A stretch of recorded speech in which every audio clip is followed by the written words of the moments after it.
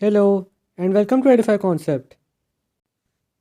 इस वीडियो में हम एक पूरा एनालिसिस करेंगे आईसीएसई क्लास 10 2024 डेट शीट का। तो जब डेट शीट आई थी तो काफ़ी बच्चे परेशान हो रहे थे कि इस बार आपको गैप्स काफ़ी कम दिए गए हैं, पेपर्स के बीच में छुट्टियां काफ़ी कम हैं, कई सब्जेक्ट्स में तो सिर्फ एक दिन की छुट्टी दी गई है।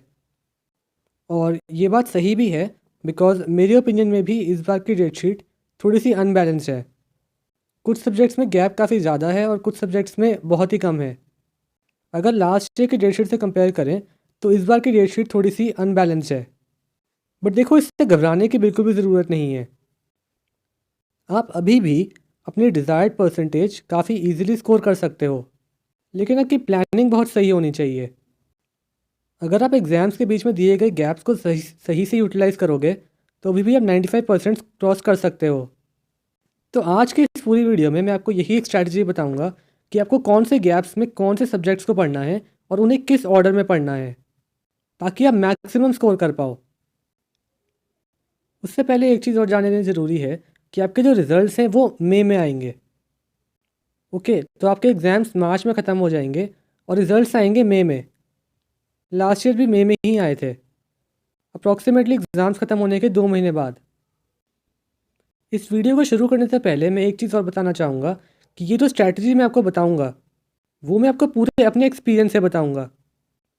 मैंने पर्सनली आईसीएसई क्लास 10 में स्कोर किए थे 96.2%। सो आप डेफिनेटली इस स्ट्रैटेजी को ट्रस्ट कर सकते हो। Okay, so let's begin. तो पहले हम बात करेंगे उन बच्चों की जिनकी सेकंड लैंग्वेज है हिंदी। अब अगर आपकी सेकंड लैंग्वेज हिंदी नहीं भी है तो भी इस वीडियो को देखते रहो बिकॉज स्ट्रैटेजी दोनों की ऑलमोस्ट सेम है। सो देखो, आपका फर्स्ट एग्ज़ाम है फरवरी 21 को इंग्लिश लैंग्वेज का, और उसके बाद आपका सेकंड एग्ज़ाम है फरवरी 23 को इंग्लिश लिटरेचर का। तो इंग्लिश लैंग्वेज में और इंग्लिश लिटरेचर में आपको सिर्फ एक ही दिन का गैप दिया गया है। ऑल्दो हर साल आईसीएसई में इंग्लिश के दोनों पेपर्स में एक ही दिन का गैप होता है, तो ये चीज़ कोई नई नहीं है। अब इन दोनों पेपर्स को इकट्ठा हैंडल करने के लिए आप अपनी मेन प्रिपरेशन या मेन रिवीजन स्टार्ट करना फरवरी 19 से। तो 19 को पढ़ना पढ़ना पूरा दिन लिटरेचर। उसके बाद क्योंकि 21 को आपका लैंग्वेज का एग्ज़ाम है तो फरवरी 20 को पढ़ना इंग्लिश लैंग्वेज। लैंग्वेज में वैसे भी ज़्यादा होता नहीं है पढ़ने के लिए, लेकिन आप कुछ प्रैक्टिस कर सकते हो, तो वो आप फरवरी 20 को कर सकते हो। एक दिन लैंग्वेज की प्रिपरेशन के लिए इनफ होगा। उसके बाद 21 को आप लैंग्वेज का पेपर दे कर आओगे। अब लिटरेचर की प्रिपरेशन के लिए आपको लैंग्वेज के पेपर के बाद मिलेंगे अप्रॉक्सीमेटली 1.5 डेज़, बिकॉज आपका पेपर एंड हो जाएगा अराउंड 1 बजे। तो फरवरी 21 को भी आपके पास आधा दिन होगा लिटरेचर पढ़ने के लिए। ट्राई करना कि आप 19 को ही मैक्सिमम सिलेबस पढ़ लो लिटरेचर का। रिमेनिंग पोर्शन आप फरवरी 21 और 22 को कंप्लीट कर लोगे। इतना टाइम इनफ होगा लिटरेचर पूरी पढ़ने के लिए। तो इस तरह आप पूरे इंग्लिश के एग्ज़ाम्स को हैंडल कर लोगे। अब थोड़ा आगे बढ़ें तो इंग्लिश लिटरेचर के बाद आपके पास 2 छुट्टियां हैं और आपका नेक्स्ट एग्ज़ाम है हिस्ट्री का फरवरी 26 को। तो यहाँ पर कोई कन्फ्यूजन नहीं है, आपको सिंपल तीनों दिन हिस्ट्री पढ़नी है।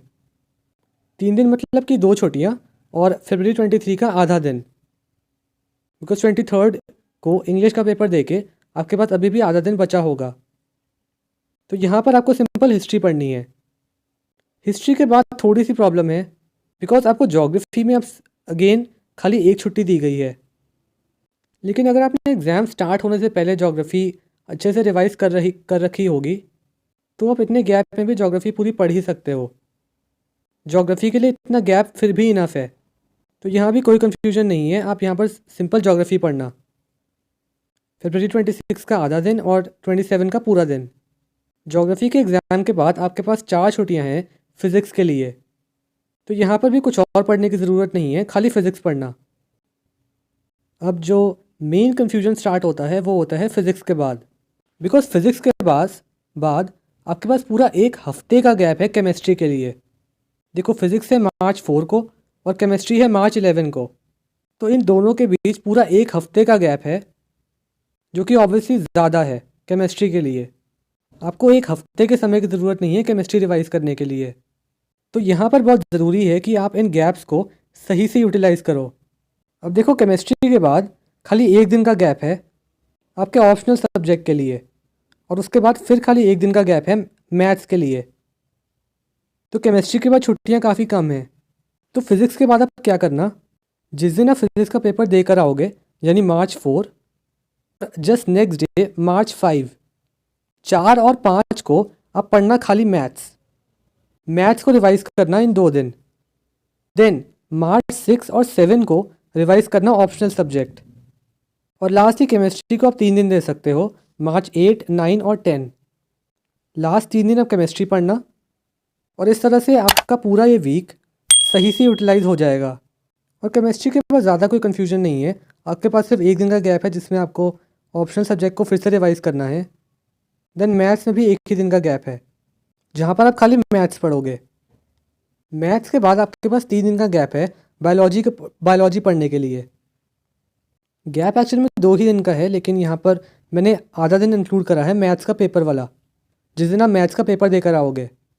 तो यहाँ पर भी कोई कन्फ्यूजन नहीं है, आपको खाली बायोलॉजी पढ़नी है। देन बायोलॉजी के एग्ज़ाम के बाद आपके पास एक छुट्टी है हिंदी के लिए, और हिंदी आपका लास्ट पेपर है। तो हिंदी आप इतने गैप में पढ़ सकते हो, इसमें कोई प्रॉब्लम नहीं आएगी। सो यही था पूरा प्लान जो आपको फॉलो करना है बोर्ड्स के दौरान, और डेफिनेटली आप एक अच्छी परसेंटेज ला पाओगे।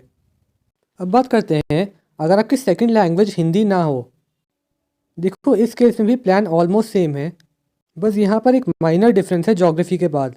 ज्योग्राफी के बाद अगर आपकी सेकंड लैंग्वेज हिंदी नहीं है तो आपका सेकंड लैंग्वेज का पेपर होगा 1 मार्च को। यानी ज्योग्राफी के बाद आपके पास एक दिन की छुट्टी है सेकंड लैंग्वेज की प्रिपरेशन करने के लिए। तो आई बिलीव इसमें इतना गैप इनफ है। आपके पास आधा दिन होगा 28 फरवरी का और पूरा दिन होगा February 29 का। इतना टाइम इनफ होगा सेकंड लैंग्वेज प्रिपेयर करने के लिए। उसके बाद फिज़िक्स के लिए आपको 2 दिन मिलेंगे, आधा दिन 1 मार्च का और बाकी दोनों दिन March 2 और 3। तो इसमें सिर्फ आपको फ़िज़िक्स पढ़नी है, यहाँ पर कोई कन्फ्यूजन नहीं है। और अगर आपकी सेकंड लैंग्वेज हिंदी नहीं है तो आपके पेपर्स 18 को ही ख़त्म हो जाएंगे बायोलॉजी के साथ। तो 2 दिन पहले ही आपके एग्ज़ाम्स एंड हो जाएंगे। बाकी स्ट्रैटेजी बिल्कुल सेम है, चाहे आपकी सेकंड लैंग्वेज हिंदी हो या हिंदी ना हो। सो ये था पूरा एनालिसिस इस साल की डेट शीट का। आई होप आपको इस वीडियो से हेल्प मिली होगी और अब आप कॉन्फिडेंटली इन एग्ज़ाम्स को एस कर पाओगे। आगे भी ऐसी ही और वीडियोस के लिए इस चैनल को सब्सक्राइब कर लो। Thank you so much for watching.